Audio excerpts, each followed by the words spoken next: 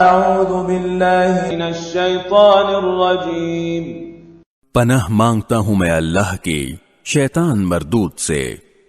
والذین تبوأوا الدار والایمان من قبلهم يحبون من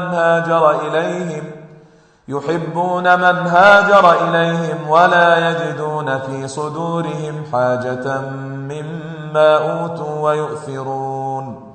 ويؤثرون على أنفسهم ولو كان بهم خصاصة ومن يوق شح نفسه فأولئك هم المفلحون۔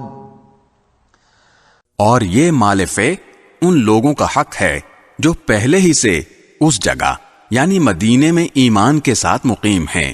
جو کوئی ان کے پاس ہجرت کر کے آتا ہے یہ اس سے محبت کرتے ہیں، اور جو کچھ ان مہاجرین کو دیا جاتا ہے یہ اپنے سینوں میں اس کی کوئی خواہش بھی محسوس نہیں کرتے، اور ان کو اپنے آپ پر ترجیح دیتے ہیں چاہے ان پر تنگ دستی کی حالت گزر رہی ہو۔ اور جو لوگ اپنی طبیعت کے بخل سے محفوظ ہو جائیں وہی ہیں جو فلاح پانے والے ہیں۔